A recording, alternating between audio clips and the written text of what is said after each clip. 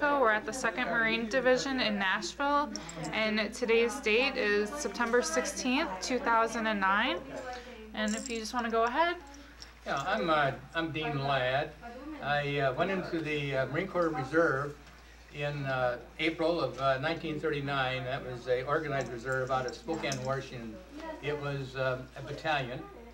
And I had had 1 year of college before that. We got called to active duty in November of 1940 and went to San Diego. We became part of the 2nd Marine Division. We went in as just as a complete unit. I was in Baker Company of the Reserve Battalion, and went into was Baker Company, 1st Battalion, 8th Marines of the before there was a division, and it was at Camp Elliott. And when we went in active duty, we had thought we'd be gone about a year, but it turned out it went on, and we were on active duty for 5 years, and so we were active for 1 year before Pearl Harbor, and then saw the entire length of the war in the Pacific.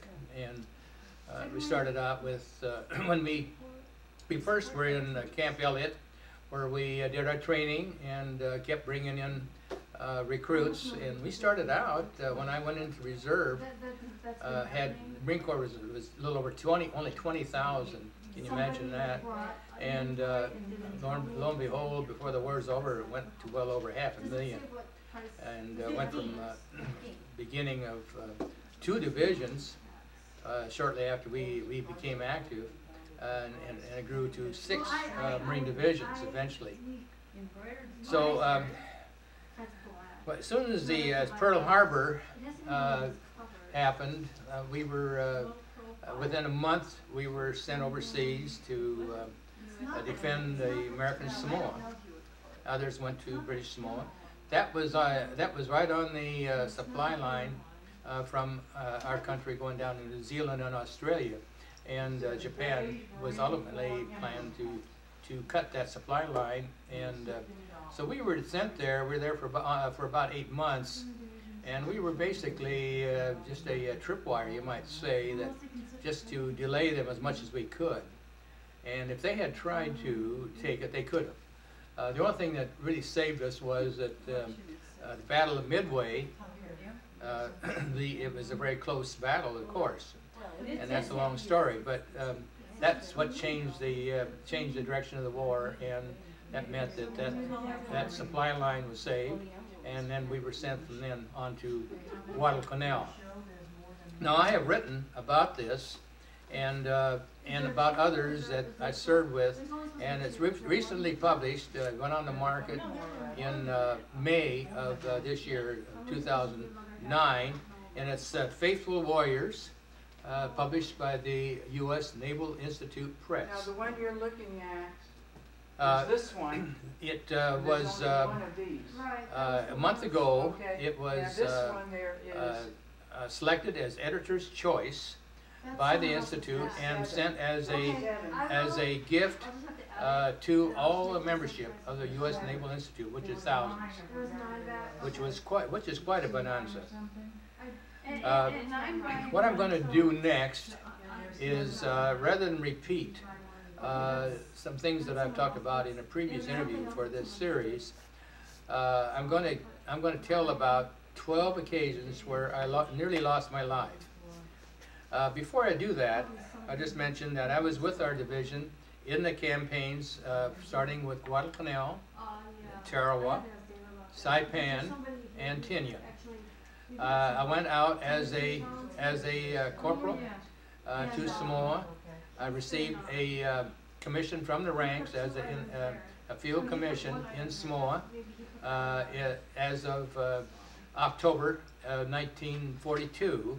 And within a month later, I was in combat leading a rifle platoon. And I was a rifle platoon leader and a company commander throughout the rest of the combat campaigns. And some of the I'm going to go through What I've just written here in the last few days is my memoirs called Memory Lane. And it goes into my full life right from the time that I was born, basically, but the period of in the Marine Corps, and later when I became a mechanical engineer, and I worked for many years in the aerospace industry before retiring. That's the word I was trying to I'm going to now go over what I've written here as some of the details of these close calls. Okay, what I say here is there were at least 11 times that I can recall, and there are probably many uncountable what-ifs when my life was most threatened during combat, during those World War II years. The first one was during my 3 months of combat on Guadalcanal. I had at least 4 very close encounters with death. The first instance was when I was leading my rifle platoon on a combat patrol, and we ended up holding a flanking position on a ridge looking down into the treetops of the coastal plain below us, when an enemy sniper started shooting at us from one of those trees. I lay in the tall grass looking through my binoculars and finally spotted his leg hanging from a tree branch at the same instant that he saw me with my binoculars. He shot at me first, knocking dirt into my face, and I immediately emptied my magazine into him, ending his harassment. The second time was a few weeks later. It was much more life-threatening. I was leading my platoon up a ridge against heavy enemy fire from an unknown position. I was between one of my squad leaders and one of his men, a fellow by the name of McCoy Reynolds, when a bullet struck DeMoss, my corporal, and hit his rifle, well, struck his rifle magazine, and he lost, all the cartridges fell out. It was held up next to his cheek as he was returning fire. And then with his eyes as large as saucers, he realized that all the bullets had dropped out of his rifle magazine, and he muttered, "I'll be a dirty name." He never swore. Then he started throwing hand grenades. Shortly, the man to my right stood up and yelled that he could see the enemy and started throwing hand grenades before a bullet struck his neck, killing him instantly. A destroyer escort was later named after him, which eventually sank an enemy sub. Several others in my platoon were also killed or wounded on that day. Then, the third time, several days later, my company commander volunteered me to go back into that same general vicinity to provide my information about this strong enemy position to an Army unit that had relieved us. In retrospect, that was a stupid mission. I walked alone through dangerous territory with an enemy sniper harassing me as I passed by a recently killed soldier with his intestines hanging out next to a photograph of his loved one. When I arrived at the Army company commander's location, I found him so engrossed with a dire situation that because his radio man was on the phone with one of his advanced units, reporting that their platoon leader had just lost a leg. About 10 of their poncho-covered dead lay nearby. Then as I was returning, I cautiously peered over a nearby ridge top toward the enemy and received a burst of enemy machine gun fire that nearly parted my hair. Then the fourth event. The last close call I had on Guadalcanal occurred during our unit's next to the last day of combat before we were relieved during our final advance to secure that island. My platoon was advancing through heavy jungle growth when an enemy with a Thompson submachine gun shot one of my men, located about 40 feet in front of me. Amazingly, the round entered his left shoulder and lodged in the right one, missing his spine. Shortly, an enemy grenade landed near my feet between me and one of my men. I kicked it away, but it struck something and bounced back. Fortunately, it was a dud. Now, here's the fifth event. I had four close calls on Saipan between June 15th and July 12th of 1944. I was fortunate to survive, landing through a curtain of heavy enemy artillery fire, and spent the first night dug in among enemy 55-gallon barrels of aircraft fuel. Fortunately, none were hit to cause them to explode into fire. Then a sixth event. At dusk of that first day, I took 2 of my men through no man's land on a reconnaissance patrol to locate the adjacent unit on our right. Due to fading daylight, though, we had to return without finding the adjacent unit. And on the way back, we passed in front of an enemy air raid shelter as an enemy or civilian came out towards us. I was leading and backed away, tripping over a log. My carbine got clogged with earth and jammed, while the one next to me killed him. We returned to the safety of our foxholes and were shelled by enemy artillery fire randomly all night. We shot at movement near the foxhole that I shared with one of my men and heard droning for several more hours. Sadly, we discovered at daylight that there were 2 dead civilians trying to find safety. Now, the 7th event. The next morning, as we advanced inland toward a small lake, my mortars were firing in support, and one of the rounds struck an overhanging tree branch, exploding above me, leaving a small piece of shrapnel in my upper left arm. The corpsman advised me to leave it in with no concern. 8th event. The next time was a much closer call on July 2nd, when 3 rounds of our own 150 millimeter long-range artillery was called in too close to our advanced position. As we started down from near the top of Mount Tapachau, we suffered about 50 casualties, with 1 shell striking a large tree above me and showering some of the shrapnel downward, striking my right elbow.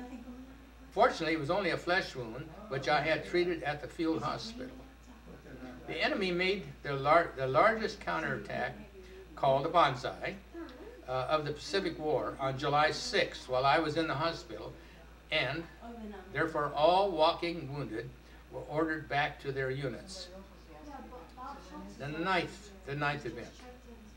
Then, with my arm in a sling, I found myself as commander of my company, advancing through the battle area, mopping up all enemy remnants, and helping bury about 4,000 enemy bodies. While there, I decided to go back to our aid station to have my wound dressed. As I was walking through the low undergrowth, I noticed a leg protruding from under a bush. Upon closer look, I discovered 3 enemy hiding there, with 1 poised to throw a grenade at me. I quickly emptied my carbine magazine into them, and immediately hurried on. That night, about 40 enemy were killed in the same vicinity I had walked through. They attempted to attack our battalion CP and aid station. In 1985, I visited Japan and interviewed the enemy officer who had been in command in that vicinity and had survived. 10th event. I had a very insecure night on Tinian, August 1st, 1944, a day before the island was declared secure. I was again company commander after my company commander had his leg mangled the day before. We were advancing through a cane field toward the final enemy position on top of a steep ridge. Our battalion's right flank was open as we dug in for the night on top of the ridge, resulting in the enemy coming through that gap into our rear. So that night, they were among us on all sides. I shared a shallow foxhole with my radio man until he received a request to meet others on the below road to lay communication wire for our 81 millimeter mortars. I heard him respond that he would be there if he didn't get his head shot off. That did happen. and his body was found the next morning. My high school friend, George Stein, was company commander of the adjacent company and had his radio man severely wounded while sharing his hole that was next to mine. Then, number 11, the main event of my close calls. The closest call of all, though, happened during our assault landing on the beach of Tarawa in the Gilbert Islands on November 21st, 1943, when I was not quite 23 years old. I was leading my rifle platoon through the water against very heavy enemy machine gun fire before getting hung up on the outlying reef. Now I'm going to read a poem I wrote about that event. Is something you want to ask here in the meantime while I'm looking at this? Here, just a minute here. Let's see here. All right, now this is a poem a poem is the best way to describe, the most efficient way to describe an event. And this is a narrative type of a poem. Some of it rhymes, some doesn't. And it's, I call it a very vivid event. It's called Curtains of Fire. And by the way, that is, you can pick it up on Google, or you can buy the book on Google too, Faithful Warriors. And also you can pick up this poem on the website by typing my name, Dean Ladd, and then Curtains of Fire. And you can pick it up. So, it's a very vivid event like no other that begs for description. It's recounted by one who experienced it, surviving normally a fatal wound. This is the way it goes. The stage curtain opens, revealing Basio Islet on Tarawa on November 20th, 1943. Disaster looms. Tide too low. Naval gunfire inadequate. Communications disrupted. A nightmare. The Corps' worst challenge in history. Marines on the Sheridan troop transport climb down cargo nets into LCVP landing boats. 1st Battalion 8th enters the Atoll Lagoon to the assembly area awaiting orders. Communications never received, so circle 20 hours, a first. Finally, seasick men welcome dawn of second day. Long, fatiguing night, men crammed on the deck like sardines. Battalion commander's boat chugs by. We're going in at Red Beach too. I glance at my men, they stare back, expected to land on the left flank. Our boats arrived at line of departure, parallel to landing beaches. Arrayed like a cavalry squadron, waiting for bugles to sound charge. Coxswains nervously rev engines in neutral. Boats champing at the bit. Engines blasting, hearing muffled. Adrenaline surges as we clutch our weapons. Look at the island. Look at that island. Focus on the task ahead. Getting ready. Ready. Receive go signal. Our coxswain responds. Engines bellow and belch smoke. Water churns behind. Stern dips. Boat leaps forward. Bucketing, bouncing, bulling ahead. Getting closer, closer to the island. Then we hear tiny objects flying by. Zip, zip, zip. Not angry hornets, they're killer bullets. Within range of enemy machine guns. Splat, splat here, splat there. Splats to the left, splats to the right. Splats in front of us. At the reef, deadly curtain of fire. Spitting from many machine guns. Heavier machine guns now join the fray. Along with anti-boat guns and mortars. Destroying many landing craft. Killing and wounding many of our men. Men look grim, resigned to their fate. No stopping now. Keep fear under control. Do your duty. Don't let buddies down. Unexpectedly scrape bottom. Metal grinding on the coral. Stopped abruptly, thrown forward, cursing that we run aground. Still 600 yards to go. The coxswain proclaims, this is as far as we go. Ramp screeches open and drops splashing into the water. There before us, Basio beckons in all of its menacing glory. Scene from hell, inferno of fire and smoke, bellowing, bellowing, orange fire, red fire, black smoke curling forward or skyward. First down the ramp, clutching my carbine, shouting, "Let's go!" Leap into the water, unknown depth, relieved that it's only waist deep. Enemy guns rip us apart indiscriminately as we wade helplessly shoreward through overlapping patterns of fire. Like shooting fish in a barrel, no place for protection. Men get hit, cry for help, plead for corpsmen, going under, being chopped to pieces. Sounds of battle everywhere, sweeping curtains of fire, machine guns rattling, a cacophony of staccato, hammering, geysers of water, fire, and body parts.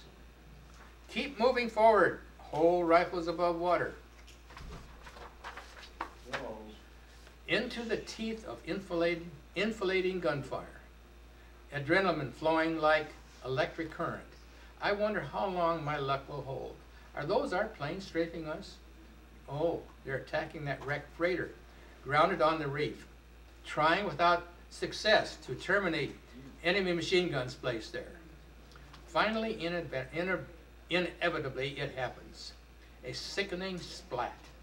Like an inner tube snapped across my bare abdomen. Sharp, stringing sensation. I'm hit, I explain abruptly. A bullet has struck me just above the waterline near dead center. Near the navel, a gunshot wound, fatal, normally. Discard helmet, carbine, walkie-talkie, pack, and web belt. Energy draining out of me, drifting into shock, must keep head above water. PFC Thomas Sullivan hastens to me asking, "Lieutenant, where are you hit?" Disobeying orders, stopping for wounded rather than hurrying to the beach. He raises my jacket, inspects my wound. PFC John Duffy applies a bandage. Sulfanilamide powder floats away. "You're going to get hit too," I utter in a weak voice. "Leave me. Get to the beach." They ignore me. Sullivan asks, "Should I take you to the beach or to the ship?" I respond, "To the ship for best medical care." He then drags me towards the nearest LCVP landing boat at the reef. He momentarily stops, asks if he's okay. Not hit, just resting from exertion. Reach an LCVP being loaded with wounded, gathering near its bow. Ramp position about 3/4 up for bullet protection. Wounded are pushed singly over the brow. A husky man waits nearby, unrecognizable due to a gory eye wound. I motion for him to go before me. He is boosted over the ramp. Then Sullivan and Duffy attempt to push me up. The unknown man exerts his waning energy to help me and another. He reaches down and lifts me up with a burly arm. I tumble down onto the deck next to my unknown helper. Over a dozen more lie bandaged, bloody and writhing in pain. Boat races back to a ship, bumping hard over the water's corrugated surface. My pierced abdomen complains with each jolt. At least if I die, I'll be buried at sea instead of on that island.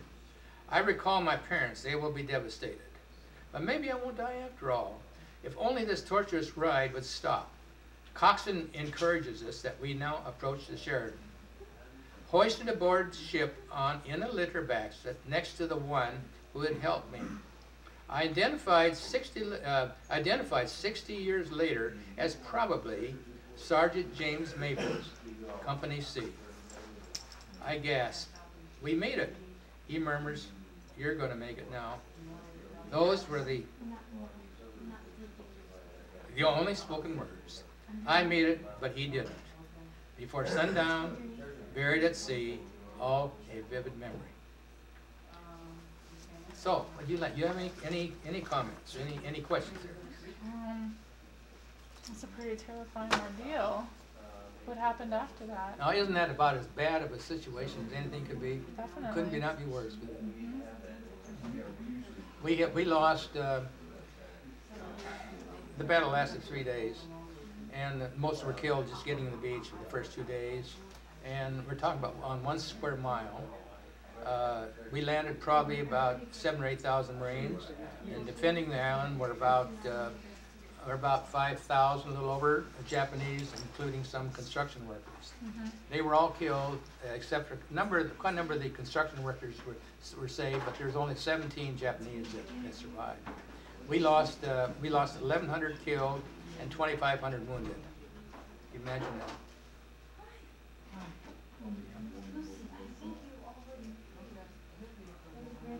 That's about it.